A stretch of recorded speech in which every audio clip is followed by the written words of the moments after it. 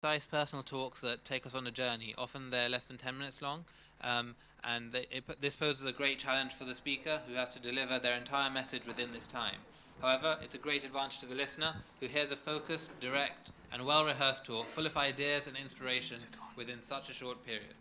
Today we're fortunate enough to have Aaseem Mulji, who will be delivering a talk which will fit that criteria perfectly. Aaseem describes himself as a business developer and anti-food poverty champion. He has recently left Sky after 11 years as head of retail stores and has started a new retail consultancy business, advising small to medium-sized companies on how to grow using shopping centre walkways. He is also the founding trustee of Sufra Northwest, which was established by a number of partner charities, including the Salam Centre 3 years ago, and has suffered from food poverty himself in his childhood. Please welcome with Salawat ala Muhammad wa Ali Muhammad.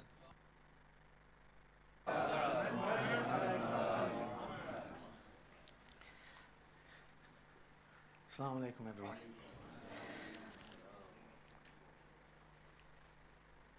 I think you'll believe me when I tell you that we are the fifth largest economy in the world. We're also the largest, one of the fastest growing economy in Europe. But there is also another side of the UK where you've got 8.1 million people who live below the poverty line.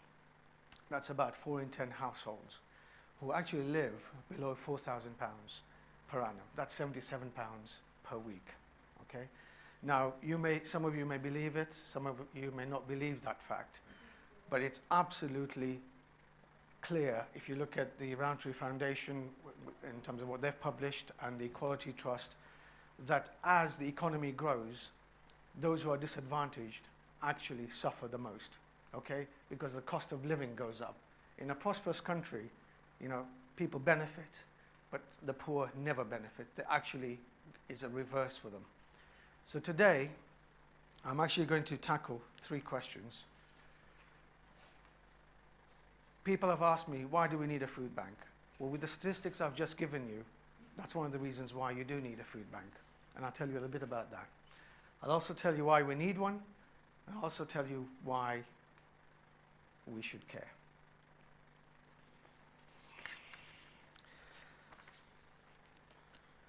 A food bank, really, in a sense, is like an ambulance for the hungry. That's what it does. It provides you the first service. If somebody's hungry, if somebody's sick, they need an ambulance to get to the hospital. If somebody's hungry, they need to go to a food bank. It's as simple as that. And the way a food bank works is that people come with vouchers. People just don't turn up. They are vetted by the Citizens Advice Bureau, the police, the Housing Association, and all these different groups, including other charities, and they have to meet a criteria before they turn up. So it's not just simply somebody turning up. So when people donate food, they think, is this going to go to anybody? Well, even if it does, who cares, right? People only turn up if they need food. But this is properly vetted, okay? So please remember, it is simply an ambulance for the hungry. It is not there to solve all their problems. Now, a food bank is not just simply a provision of food for the desperate. It's actually much more than that. So if I can ask you to just show a 2-minute video, and then I'll come back. I'll show you what food bank actually means to the people who actually have to benefit from it or have to use it.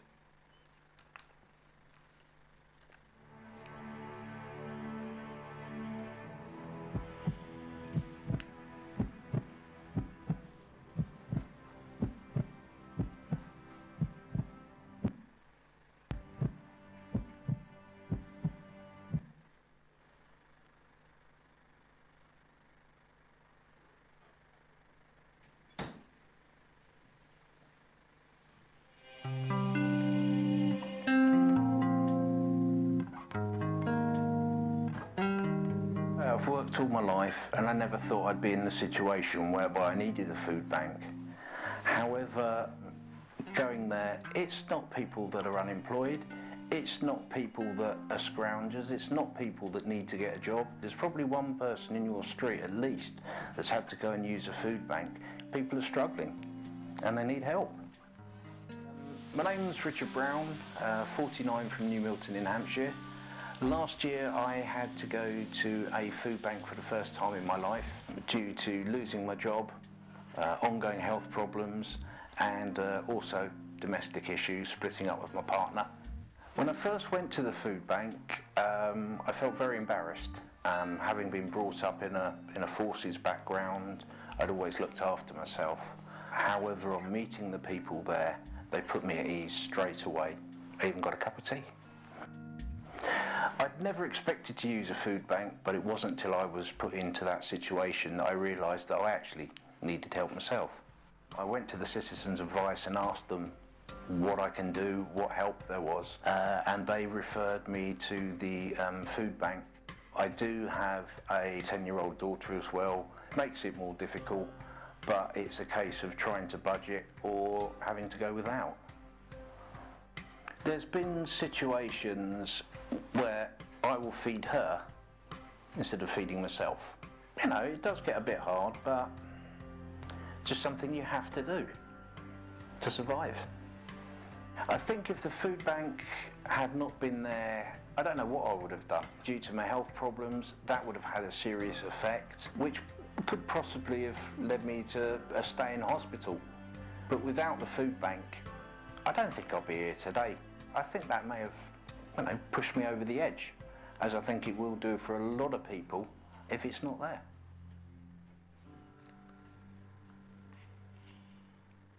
Thanks. Just put the next slide up, please.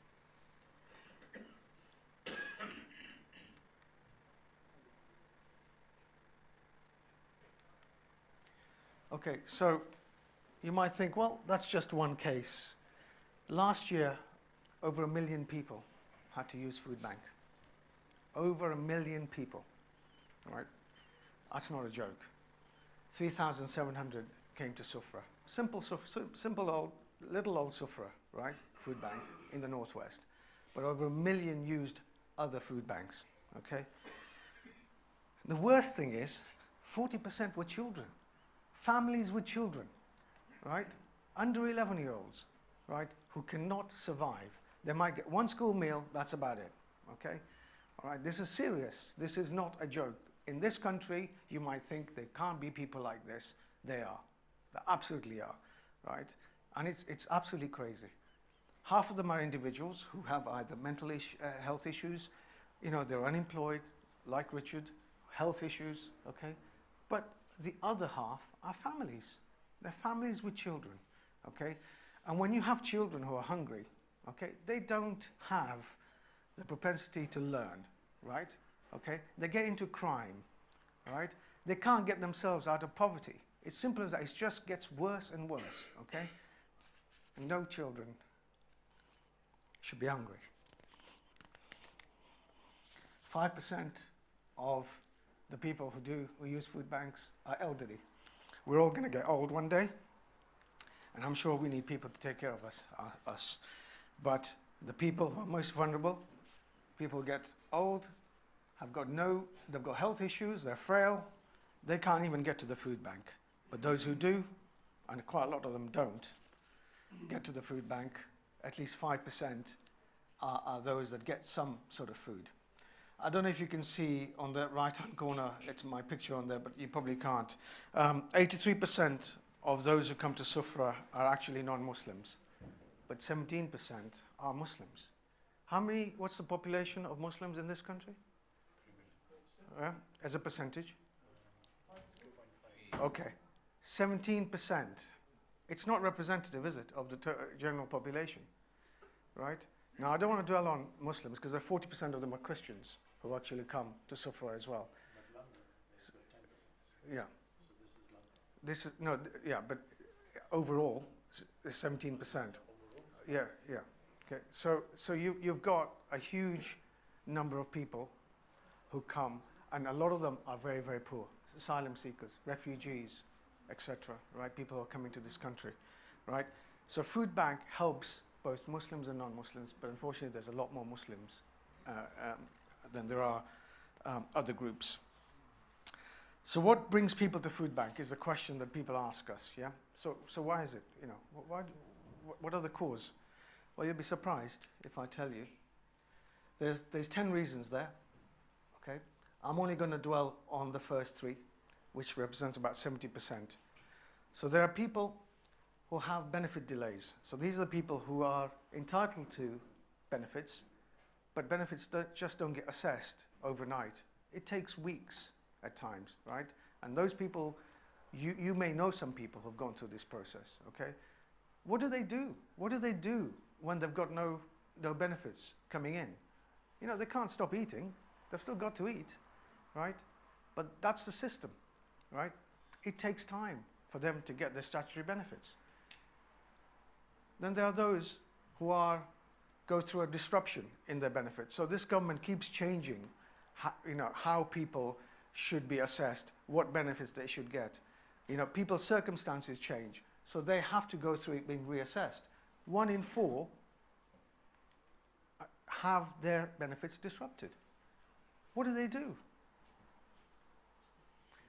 10%, again, the same 10% comes in, low income. People who live on £77 a week, roughly, on average, okay? They have to do everything for £77, right? Not just food, electricity, their transport, whatever the case may be, right? They need to, and that's really hard. I'm sure people know that, okay? What's Sufra there for? Sufra, again, ambulance service, right? It's not there to feed the hungry all the time. It's actually there to provide emergency. And we, in the majority of the cases, provide 1 food parcel to about 60% of the people who come. We don't want to make them dependent. We actually want them to get back into society, start working, you know, become employed, etc. Okay? We don't want to create a dependency culture. Unfortunately, another 9–10% do need more than 1 food parcel. They need 4. Okay? We will never say no to them. But it is really, really heart-wrenching when you see that the kind of people who want to come to Sufra are the people who are most reluctant to ask for help. So, let me tell you a little bit more about Sufra, because Sufra is a little bit more than just a food bank. Okay? So, we can provide food. What else can we do? Well, one of the things we do is run a food academy. So there's one guy who came to us and was given a food parcel. And he looked at the food parcel and said, I don't know how to cook. So you give me this food, but I don't know how to cook. So we started a food academy where we teach people how to cook, right, healthy food from the stuff that they get from the food parcel, right? So they can start eating healthily, okay? So it's not just about giving them food, it's a bit like, you know, you have to show people how to fish, give them a rod, but you also show them how to fish. This is what we're trying to do there. We also are starting a new project called the Edible Garden Project, which is basically growing vegetables, right, in the adjoining property. What we want to do is we want to give our guys healthy organic food so they can also eat more than just stuff from tin cans, you know, pasta, rice, etc. You know, they deserve to eat healthily, right? Not just the rich, right? Not the well-to-do, but also the poor, okay? We also do various other things. One of the things we also do is welfare surgeries. We want people to get back into work. Homeless people come to us, people with benefit issues, we try and get them resolved. We also do a hot meal service once a week on a Friday, on a Jummah. And we do that, and that serves about 50 people. And it's probably the only hot meal some people will get in that week, okay? All right? So, you know, there are lots of things this food bank does, okay? We deal with also raising awareness. So one of the things we do is try and lobby politicians to get rid of food waste. So people like Tesco, Sainsbury's, etc. don't throw away their food, okay, but give it to the homeless and the food bank. This is a law that was passed in France, but it's not a law that is currently present in this country. We're trying to lobby. So Sufra is just more than a food bank. It's actually there, right, for wider services. So let me just summarize, if I may. So I mentioned food bank, Sufra was an ambulance service for the hungry. It is not just that. It also provides first aid. So it gets people homeless into shelters, etc.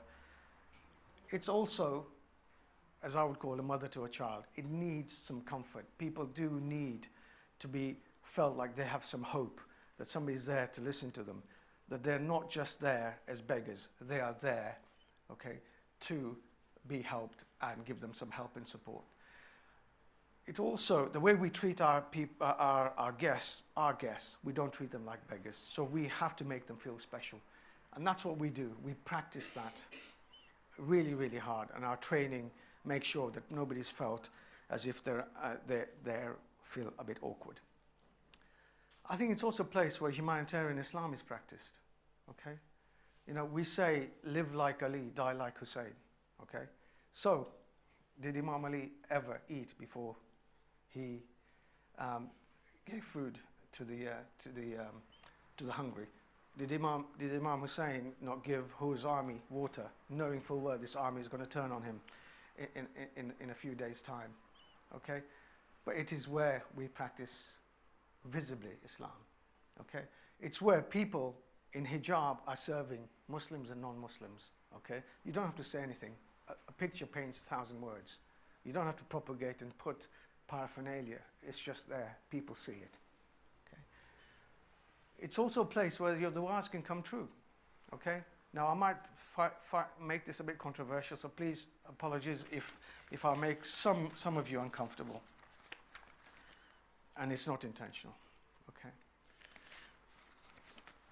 During Ramadan, we pray a dua at Isha. Okay, and there are 3 verses in that dua after Isha that I want to just translate. So it says, Allahumma agni kulla fakir. Oh Allah, enrich every poor person. Allahumma ashfi kulla jahi. Allah, satisfy every hungry one. Allahumma farij an kulli maqroob. Oh Allah, relieve every distressed one. Now it's fantastic that we all pray duas, okay? But duas need to turn into donations, right? The Prophet did say, trust in God and tie your camel, right? There's a damn good reason why he said that, okay? Because duas don't fill the bins outside that we've got. We've got a yellow bin outside, which unfortunately has got about 2 carry bags full of food, okay? You know, if we're praying these duas, we need to turn that into action, okay? So all I would like to say is please, if from today till the end of Ramadan, if people can bring even 1 carrier bag full of food, okay? And there's a shopping list here, which we have on the bin, okay? It's simple, right? It's pasta, it's rice, you know, it's tea, it's coffee, that kind of stuff, right? If everybody can make a pledge to turn our duas in this month into donations, and please fill that yellow bin for me, okay? Then I hope we can live by the motto of Sufra, which is give together and eat together, which is what we do in Ramadan. Assalamu alaikum wa rahmatullahi wa barakatuh.